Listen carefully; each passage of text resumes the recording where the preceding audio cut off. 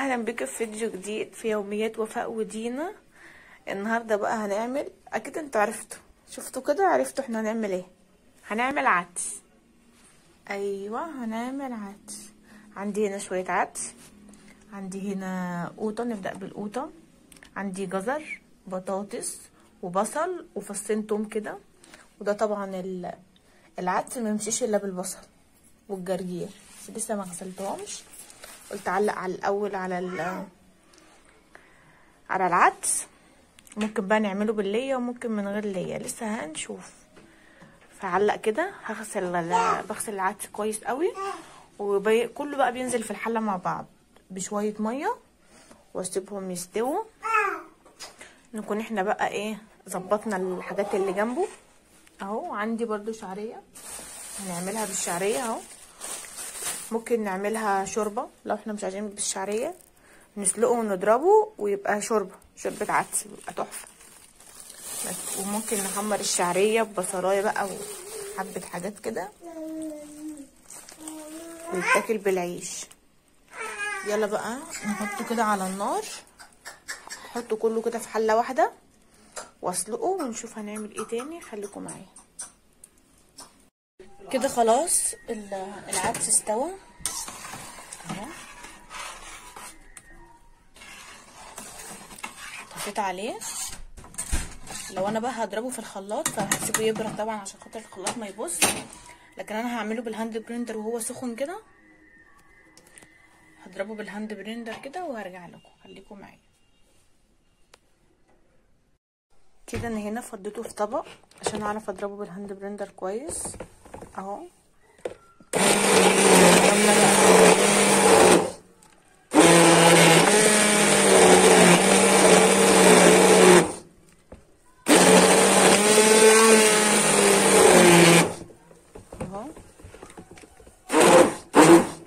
هبدأ واحدة واحدة بيه كده عشان هو برضو لسه سخن.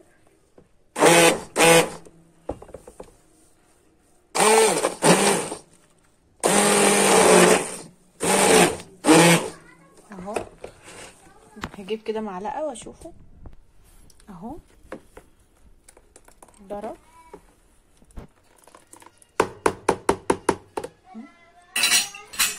يلا بينا بقى نشوف هنكمله ازاي اهو.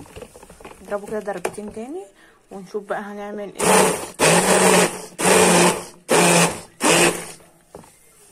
يلا بقى نبدأ نشوف هنعمل ايه فيه تاني، خليكم معايا كده. بقى غسلت الحلة وحطيتها تسخن.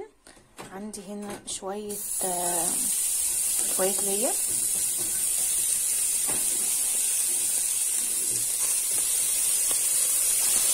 اهو. هسيحهم كده،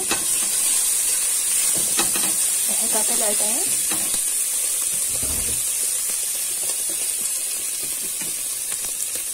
ننزل عليهم شوية زيت.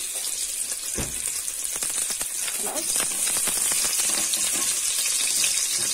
عندي بصلايه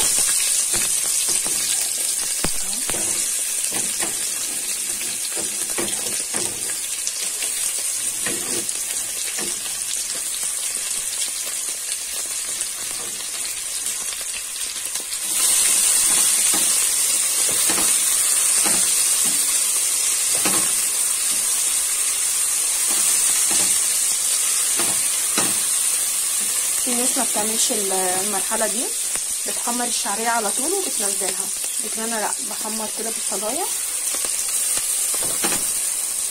مع شويه الليه. مثلا ممكن نشيل الليه، نحط شويه زيت كده او شويه سمنه وعليهم البصلايه على طول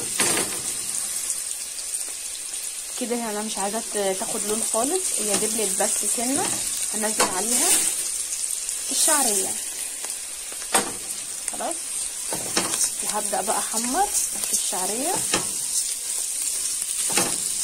طبعا البصله دي بتتحمر وانا بحمر كده الشعريه. هبدأ انا بقى احمر فيها كده عشان الفيديو ما يطولش، ولما تتحمر كده هرجع لكم. كده الشعريه خلاص اهي، خدت اللون اللي انا عايزاه. عايزه تفتحيها عن كده او تغمقيها، والبصل عندي كمان يتحمر اهو.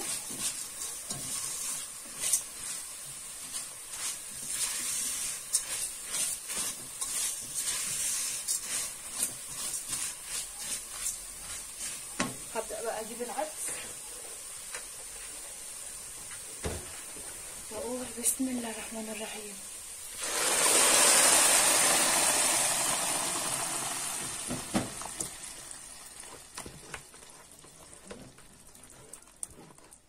لسه بقى محطيناش توابل ولا اي حاجه.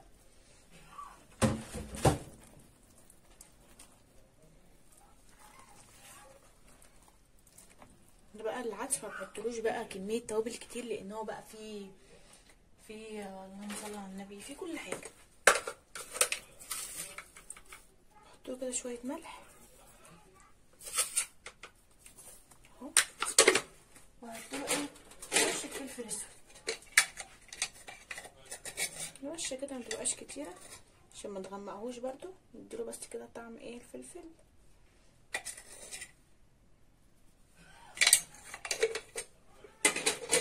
مش عايزه بقى اكتر من كده.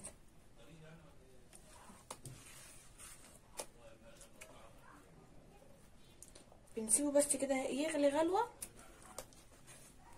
اهو، يغلي غلوه وبطفي عليه وبغطيه. هو بقى بيستوي بقى لوحده، ما بفضلش بقى مشغله النار عليه يقعد بقى، لا هو هيغلي غلوه دلوقتي وهطفي عليه